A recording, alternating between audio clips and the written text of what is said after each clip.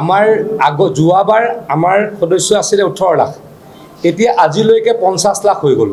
আৰু এইটো দাবী ধমকি দিব পৰা বস্তুৱে নহয়। মই আপোনালোকক সুধিম, আপোনালোকে মেম্বাৰশ্বিপ ল'ব নেকি? আপোনালোকে কৈ দিব নলওঁ, কাৰণ এইটো এটা প্ৰক্ৰিয়া আছে। আগতে অকল মিছড কল মাৰিলেই সদস্য হৈছিল, এতিয়া মিছড কল মাৰিলে নহ'ব। মিছড কল মাৰিলে এটা OTP আহিব, OTPটো মাৰিলে এখন ফৰ্ম আহিব, ফৰ্মখন ফিল আপ কৰিব লাগিব। মানুহজনে তেওঁৰ ডাটাখিনি দিব লাগিব, মানুহগৰাকীৰ নাম কি, মানুহজনৰ নাম কি, মানুহজনৰ পিনক'ড কি, মানুহজনৰ এড্ৰেছ কি, এই গোটেইখিনি দিলেহে তেওঁৰ মেম্বাৰশ্বিপ ল'ব পাৰিব।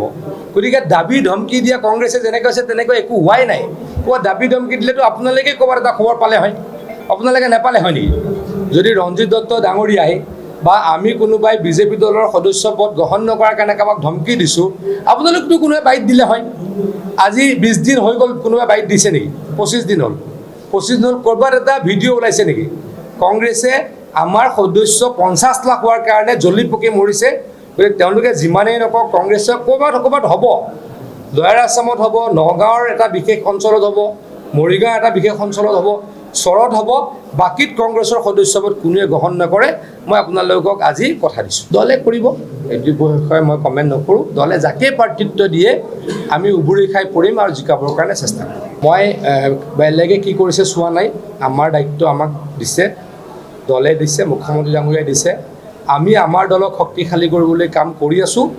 মই তেখেতলোকে 5-0 আমাক হৰুৱাব বুলি অহংকাৰ কৰিছে। মই দেখিছোঁ গৌৰৱ গগৈ ডাঙৰীয়াও ক'ৰবাত কৈছে আমি বোলে 5-0 হাৰিম, মানে 5টা সমষ্টিতে তেওঁলোক জিকিব।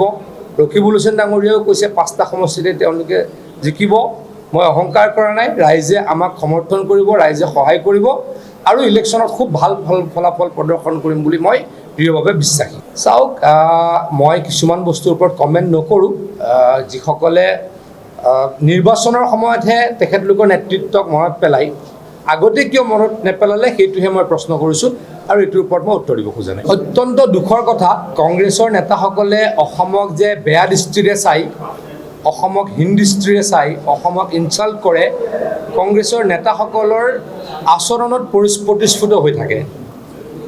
কেইদিনমানৰ আগতে আপোনালোকৰ মনত আছে চাগে, লোকসভাৰ নিৰ্বাচন যেতিয়া চলি আছিল, কংগ্ৰেছৰ অভাৰচিজ কংগ্ৰেছৰ সভাপতি ছেম প্ৰীতদ্দা ডাঙৰীয়াই কৈছিলে যে উত্তৰ পূবৰ মানুহবিলাক বোলে চাইনিজ মানুহৰ নিচিনা, আৰু তাৰ প্ৰবল প্ৰতিক্ৰিয়া হৈছিল। আৰু প্ৰতিক্ৰিয়াৰ কাৰণে ৰাহুল গান্ধী ডাঙৰীয়াই বা কংগ্ৰেছ দলে ছেম প্ৰীতদ্দা ডাঙৰীয়াক অভাৰচিজ কংগ্ৰেছৰ পদৰ পৰা অব্যাহতি দিছিল।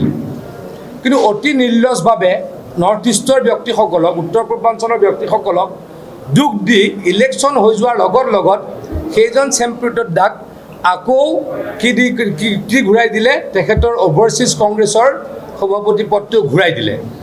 কেইদিনমানৰ আগতে আমাৰ দেশৰ প্ৰাক্তন ফাইনেন্স মিনিষ্টাৰ পি চিদাম্বৰমৰ পুত্ৰ, তেওঁ সাংসদ কাৰ্তি চিদাম্বৰমেও একে কথা কৈছিল যে অসমলৈকে ছেমি কণ্ডাক্টৰ ইণ্ডাষ্ট্ৰী কিয় আহিব লাগে। যোৱাকালি কংগ্ৰেছ দলৰ সভাপতি মল্লিকাৰ্জুন খৰ্গে ডাঙৰীয়াৰ পুত্ৰ, তেখেতো কৰ্ণাটকৰ এগৰাকী মন্ত্ৰী, তেখেতে স্পষ্টভাৱে কৈছে যে অসমত এই ফেচিলিটিছবিলাক নাই। অসমক 3-4টা কথা কৈ ইনচাল্ট কৰিছে, আৰু তৎসত্ত্বেও অসমলৈকে কিয় ছেমি কণ্ডাক্টৰ ইণ্ডাষ্ট্ৰী গৈছে, সেইটো বোলে আহিব লাগিছিল ক'লৈ, কৰ্ণাটকলৈ। মই এতিয়া ক'ম যে কৰ্ণাটকলৈ যাব লাগে। কৰ্ণাটকা অলৰেডি এখন ডেভেলপ ষ্টেট, তাতে যথেষ্ট ইণ্ডাষ্ট্ৰী আছে। গতিকে তেখেতলোকে অকল ডেভেলপ হৈ থাকিব নেকি? অসম ডেভেলপ হ'ব নালাগিব নেকি? বিহাৰ ডেভেলপ হৈ থাকিব নালাগিব নেকি? উত্তৰ পূৰ্বাঞ্চল ডেভেলপ হ'ব নালাগিব নেকি? আমি ভাবোঁ যে অসমৰ লগতে ভাৰতবৰ্ষৰ প্ৰত্যেকখন ৰাজ্য ডেভেলপ হ'লেহে এখন ডেভেলপ ভাৰত হ'ব, এখন উন্নত ভাৰত হ'ব। কিন্তু তেখেতলোকে যদি আমাক এনেকৈ বেয়াকৈ ট্ৰিট কৰে, ইনচাল্ট কৰে, অসমত ফেচিলিটিজ নাই, অসমৰ মানুহ স্কিল নহয়, কিয় ছেমি কণ্ডাক্টৰ ইণ্ডাষ্ট্ৰী যাব, এইবিলাক কথা কৈ যদি অসমীয়া মানুহক দুখ দিয়ে, তেতিয়া অসম পিছুৱাই যাব, আৰু অসম পিছুৱাই গ'লে ভাৰতবৰ্ষ বিকশিত নহ'ব বুলি মই উপলব্ধি কৰোঁ। মই এই কথাৰ তীব্ৰ প্ৰতিবাদ কৰিছোঁ। মল্লিকাৰ্জুন খৰ্গে ডাঙৰীয়াৰ পুত্ৰ প্ৰিয়ংক খৰ্গে ডাঙৰীয়াক বিনা চৰ্তে অতি তৎকালে ক্ষমা খুজিবলৈকে অনুৰোধ কৰিছোঁ।